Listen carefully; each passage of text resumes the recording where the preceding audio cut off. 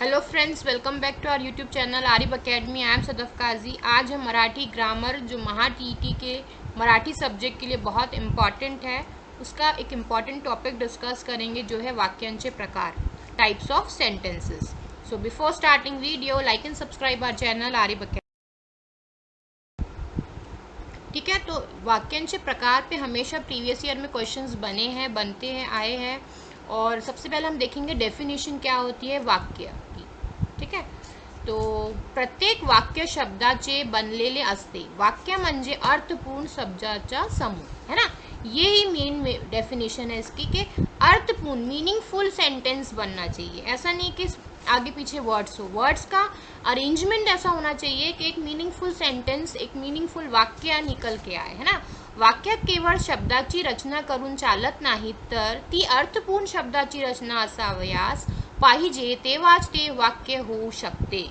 वाक्याचा अर्थ स्पष्ट करण्याकरिता वाक्यात होते, है ना। तो जो हमको कुछ मीनिंग दे, कुछ एक मीनिंगफुल सेंटेंस दे, अर्थपूर्ण शब्दाचा समूह को हम वाक्य कहते हैं।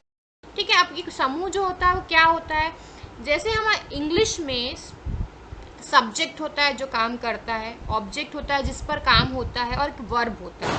उसी तरह मराठी में भी सब्जेक्ट, ऑब्जेक्ट और वर्ब होता है। जैसे सब्जेक्ट को बोलते हैं कर्ता, ये लिख के रख लीजिए आप, पेपर पेन बिल्कुल रखिए साथ में जब आप मराठी व्याकरण पढ़ रहे हो। और आप अगर इंग्लिश मीडियम से बिलोंग करते हो तो आप प्लीज़ ये सारे पॉइंट्स इंपॉर्टेंट है, इसको लिखते जाइए क्योंकि ये आपको एकदम याद नहीं होगा। तो सब्जेक्ट को बोलते हैं कर्ता, ठीक है, और ऑब्जेक्ट को बोलते हैं कर्म। ये दोनों भी बहुत इंपॉर्टेंट होते हैं वाक्य को बनाने में, सेंटेंस के कंस्ट्रक्शन में। ठीक है, देखिए क्रियापदांना दाखविले, क्रिया जो करतो त्याला करता, है ना, जो क्रिया करेगा, काम जो करेंगे। जैसे राजेश पुस्तक वाचतो, तो इसमें राजेश क्या हो गया, काम को करने वाला। जो वाचन जो कर रहा है पुस्तक का वो कौन कर रहा है, राजेश कर रहा है। तो राजेश क्या हो गया यहाँ पे, कर्ता, सब्जेक्ट हो गया। ठीक है, इंपॉर्टेंट है ये।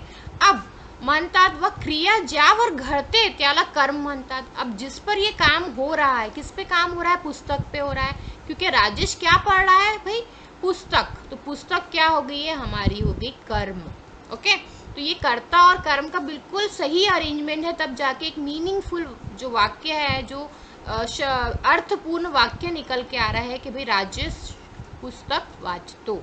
ठीक है, तो वाचतो इसमें क्या होगी, क्रियापद। क्रियापद को इंग्लिश में कहते हैं वर्ब, है ना।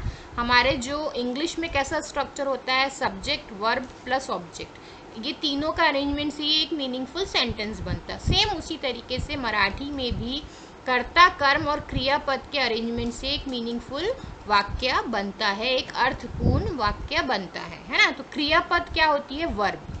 ठीक है, इसको बोलते हैं वर्ब। पेन से मैं लिख देती हूँ ताकि आपको याद रहे, क्रियापद होता है वर्ब।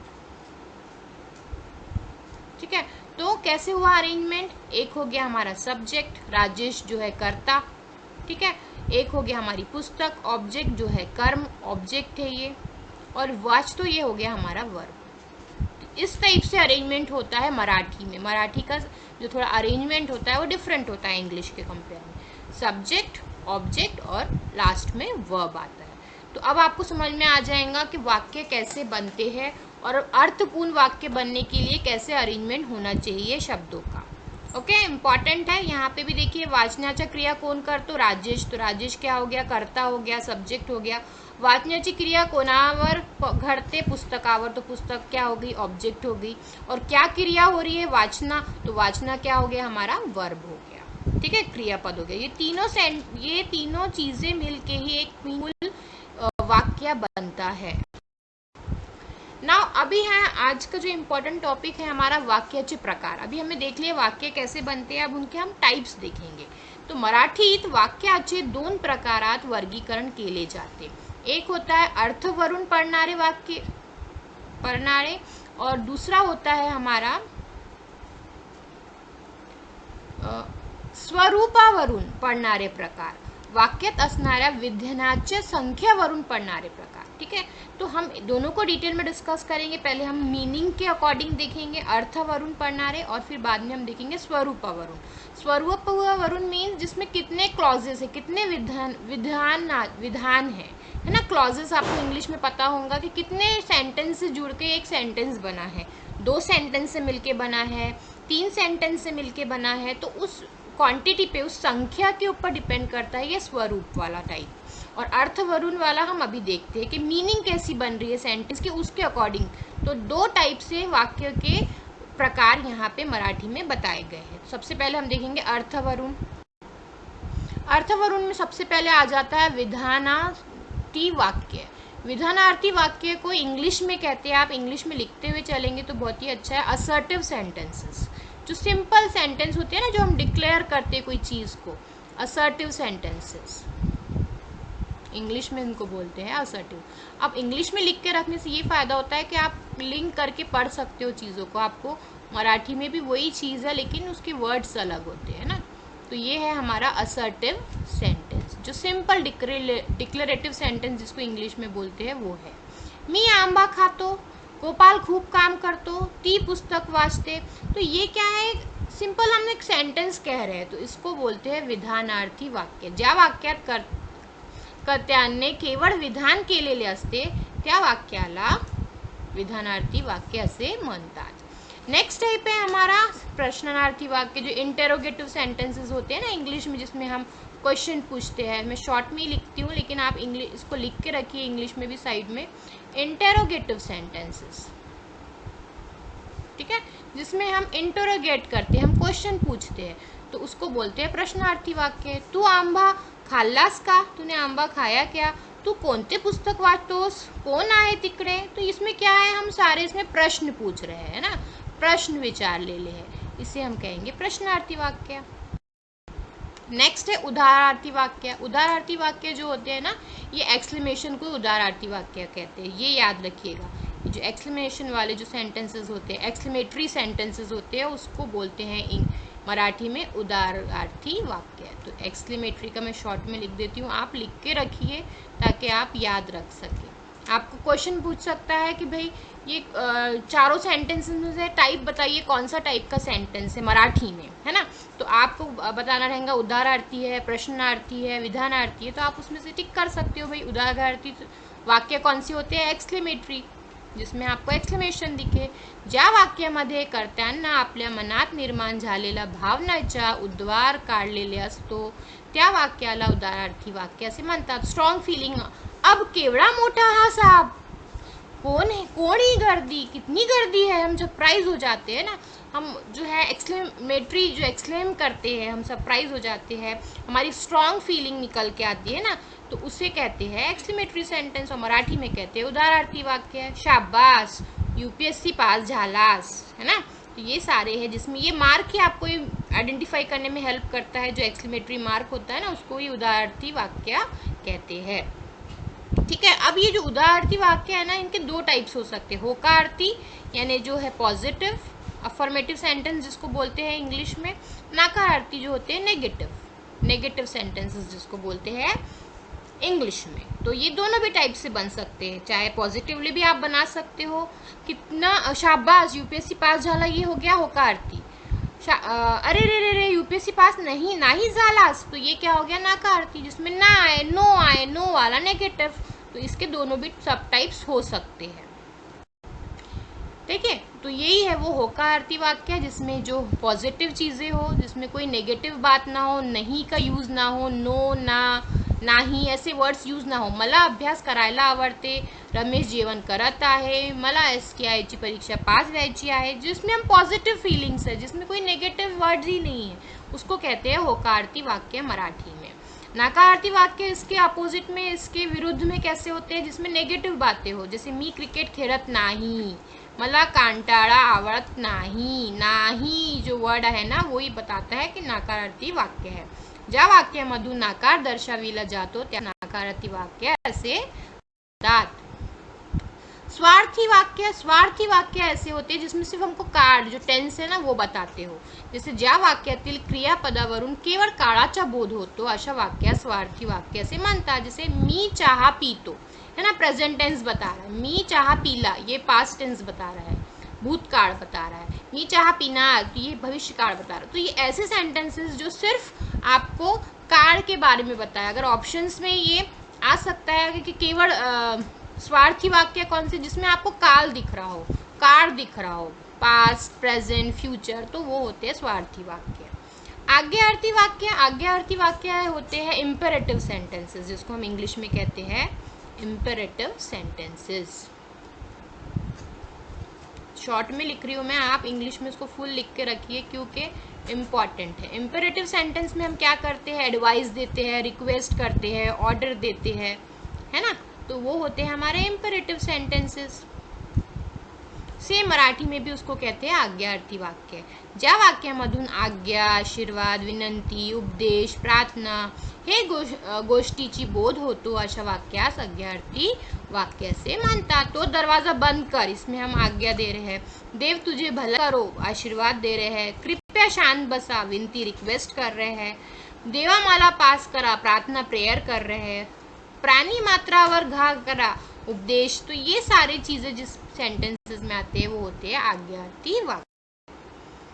विधार्थी वाक्य, जेव्हा वाक्यातील क्रियापदाच्या रूपावरून तर्क, कर्तव्य, शक्य, योग्यता, इच्छा इत्यादि गोष्टीचा बोध होतो असेल तर त्यास विद्यार्थी वाक्य से म्हणतात। जिसमें हमको कर्तव्य, फर्ज जो है ना, हमारे जो फर्ज है, हमारा राइट है, जो हमारा अधिकार है, ऐसी चीजें जो बताते हैं, एलिजिबिलिटी बताते हैं, हमारी जो विश है वो बताते हैं, ये जो है मराठी में अलग टाइप है, तो इसको आप याद रखेंगे। ऐसे सेंटेंसेस को क्या कहते हैं, विधार्थी वाक्य। इंग्लिश में तो इसका टाइप नहीं है, बट मराठी में ये एक अलग सेपरेट टाइप बन के आया है, विद्यार्थी वाक्य।